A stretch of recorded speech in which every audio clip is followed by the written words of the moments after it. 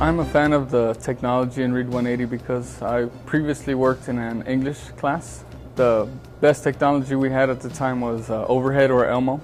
Now I'm able to use the software, which is adaptive to the students. It will improve with them as they improve. Also, I use SAM to keep up with the students' data to make sure they know where they're at, and I know where they're at. They love hearing, last week they did 3,000 words, and this week now they're at 5,000. I use the data to conference with the students. I make sure they keep up with all their work. It also helps me keep up with where they're at to make sure they're improving at a constant level. I don't want them to ever just get stuck.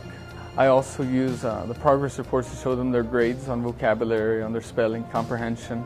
It shows them how much time they have on the computer, make sure they're keeping up with their time. And I show them the number of segments completed. They get very excited every time they complete a segment. They always raise their hand and call me over because now I'm at the success zone. Now I'm at the writing zone and I'm on to my next video.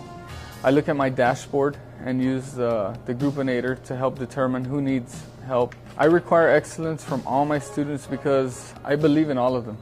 I think they all have a chance. They can all do what they want as long as they come into class, come into school and try their best. Even though they might have a disability, they might not speak English very well, I push them. They come back and they're excited because they know how to read, or they know something new that they're able to share with somebody because they were able to read it. In my Read 180 classroom, what I do to make sure I have a good relationship with the students is I talk to them. I get to know what it is that they do at the school or away from school. I also have contests in the classes. I might have a contest in that class by itself, or what I like to have, and the kids love it, class against class contest.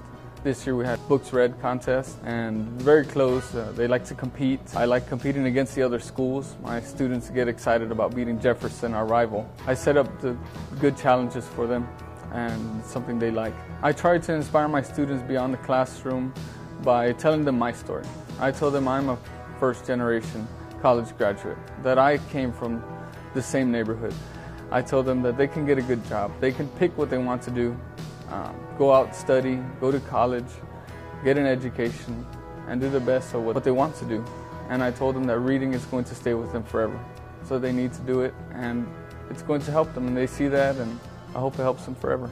When the program came to Edison, I had to look for someone that really cared about kids, and Mr. Contreras was that teacher.